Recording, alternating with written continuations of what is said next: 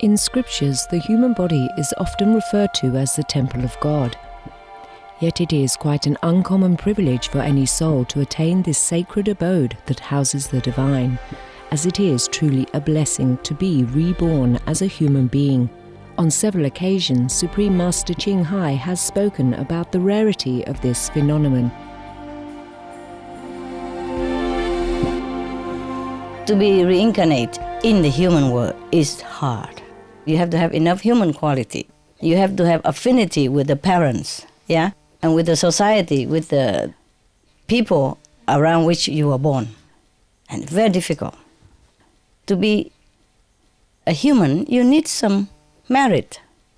You have done something good in the past in order to be able, yeah, to be able to pick a human birth. As a living temple of God, the human body is fully equipped with miraculous wonders that can be awakened in those who are spiritually conscious and have complete faith in the Creator of all life. Enidia, Latin for fasting, is the human ability to live without food. Since time immemorial, there have always been individuals who can sustain themselves on prana, or the vital life force. Through the grace of the Providence, Initiates, people who follow a food-free lifestyle, can draw the energy from nature to nourish themselves.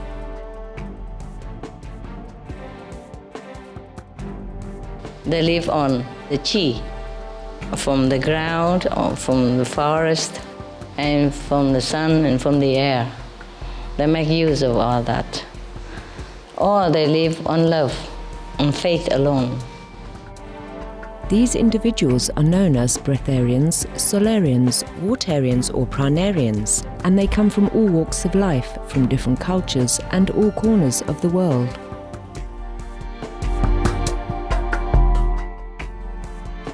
Indeed, the possibilities and miracles in this life as our benevolent Creator has designed for us are endless. We only need to connect within to recognize our abounding largesse as God's children.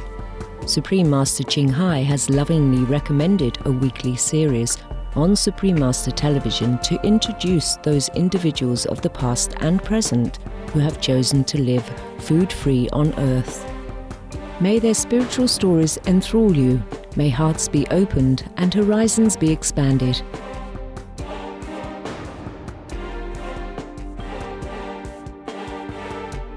We now invite you to join us for part 3 of our program, Jericho Sunfire, Transitioning to Breatharianism, on Between Master and Disciples. This program discusses the possibility of Breatharianism, or living without eating food, and is not a full instruction. For your safety, please do not attempt to cease eating without proper expert guidance.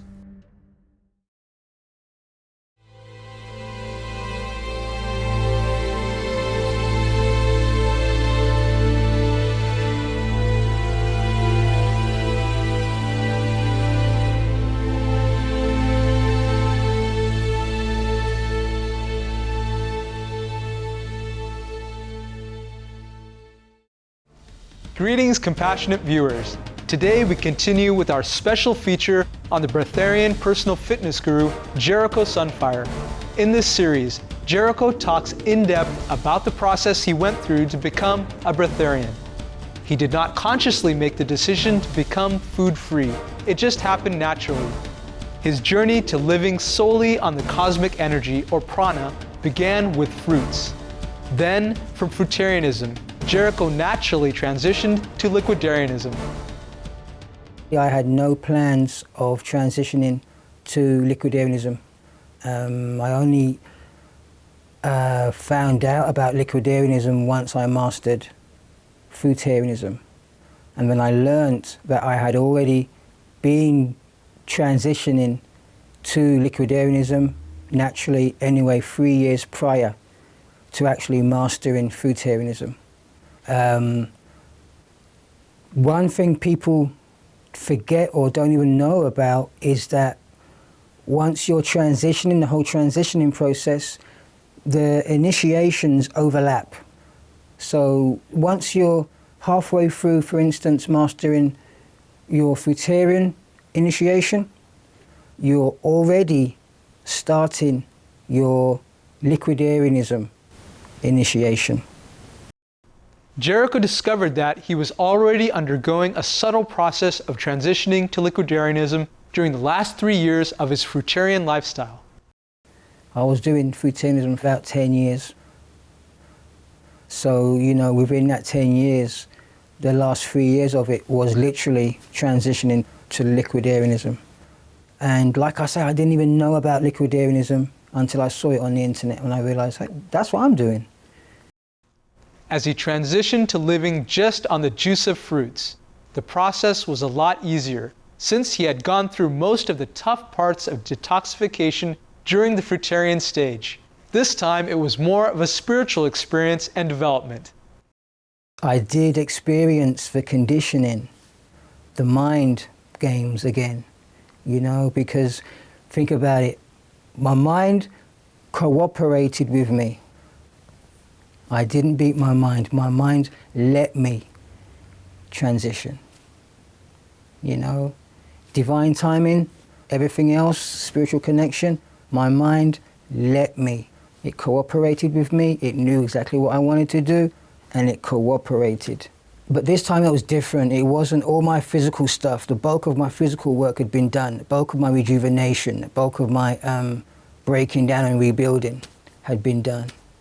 You know, the bulk of the whole emotional attachment had been done. Getting rid of the conditioning to actual cooked food had been done. So it was a learning curve, but in a different way with Liquidarianism. And it taught me a lot about my mind this time. It was more mind stuff. It was more verging on the spiritual, but it was more mind and conditioning stuff with Liquidarianism. Please stay tuned to Supreme Master Television. Between Master and Disciples will return in just a moment for our show on Jericho Sunfire, transitioning to Breatharianism.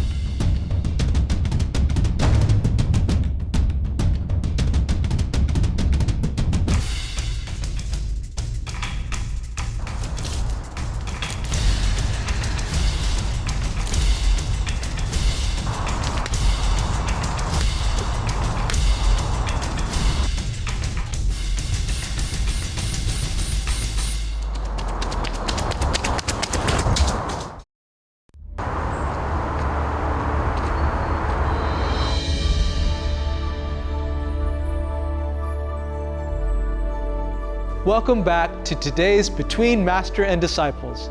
Let's continue with our feature on Jericho Sunfire, transitioning to Breatharianism. It wasn't an easy choice for Jericho to choose to become food-free. Did I want to stay in a comfort zone? Or did I want to pursue the path and take whatever happened, come what may? I had to do two things. I had to sit down and soul search and decide what I wanted to do. I had to take into account Breatharianism, Liquidarianism, everything that I went through. I had to decide what I wanted to do. I had to reflect where I've been, what I've learnt. And I accepted the calling to Breatharianism. I took some time. I reflected on what I've been through, where I've been. I laughed, I cried, I went through every emotion. I got angry, I kicked rocks, I got angry, everything. For a long evening.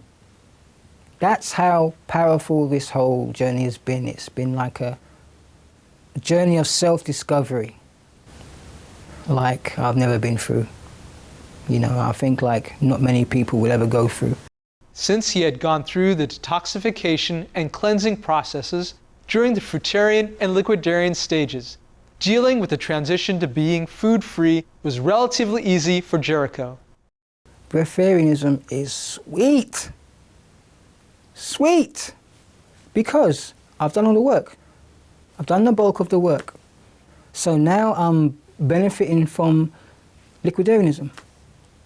I've still got my own process to go through with Breatharianism, but at the end of the day, I've done the bulk of the work. And I've become such a tough cookie that the process I have to go through with Breatharianism is nothing.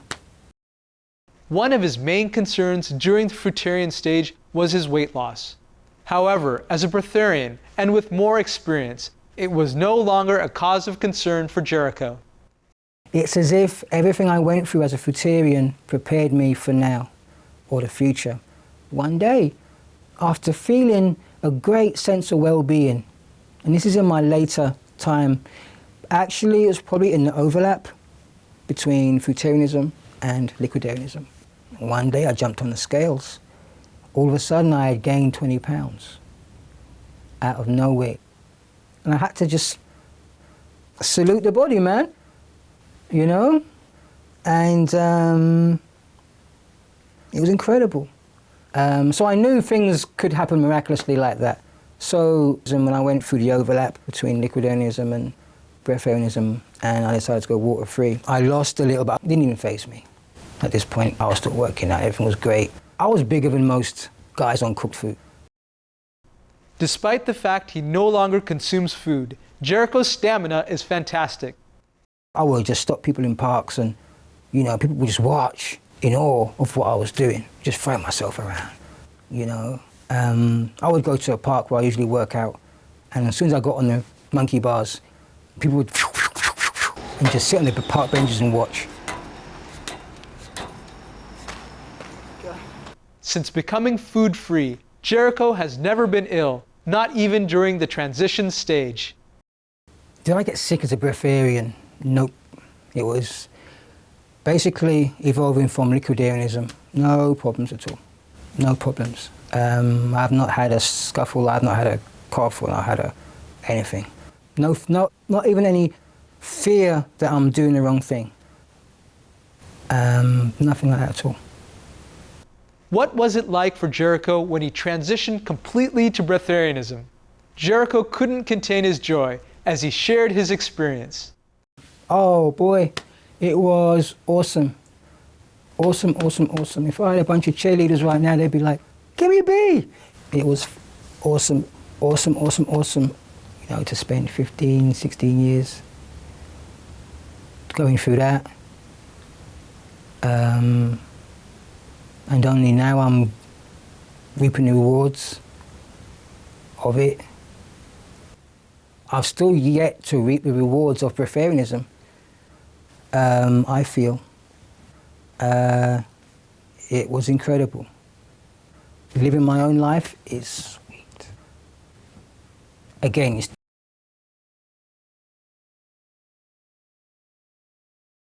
Fruitarian made a man out of me, so I can deal with that, no problem.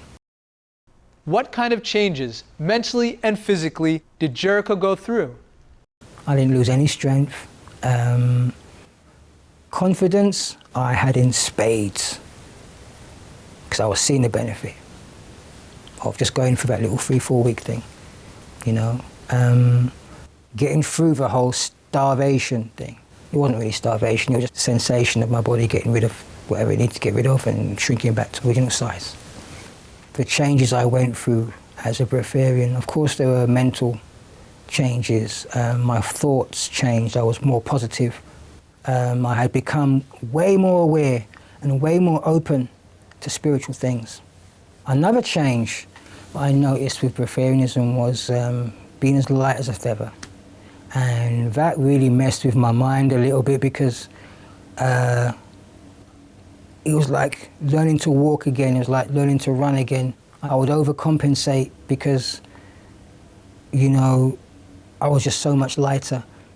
There were times when I would get up and I would just go to one side, or a time where I would be walking, I'd be really conscious of how I'm walking, I'm just totally off rhythm and everything.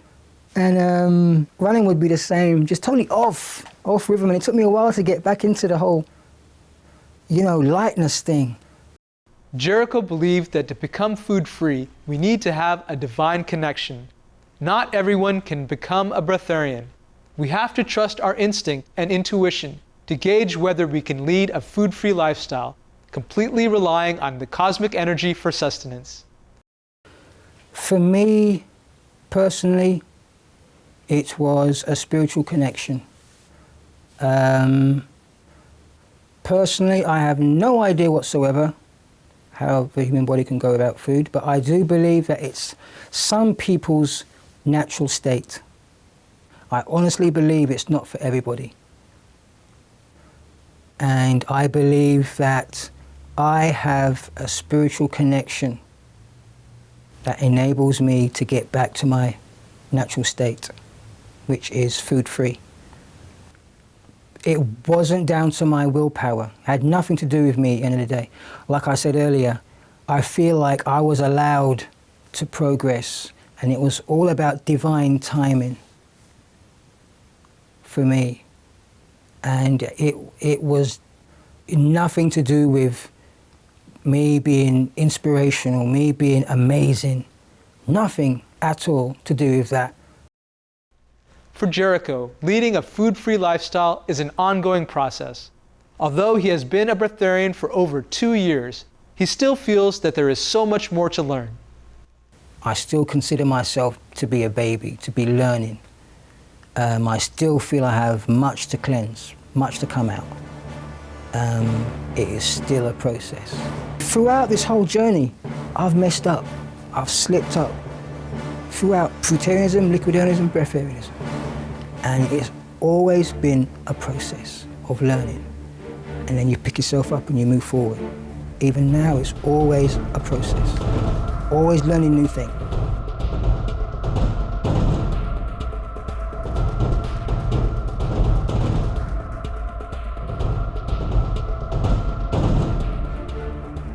Thank you, gracious viewers, for joining us for today's conclusion of Jericho Sunfire, transitioning to Breatharianism, on Between Master and Disciples.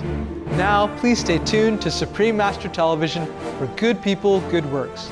Coming up next, right after noteworthy news. Farewell for now, and heaven bless.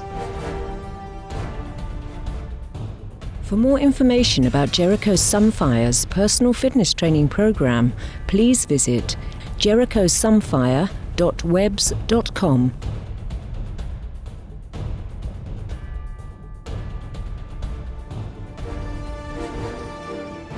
For more details, please visit www.suprememastertv.com/BMD.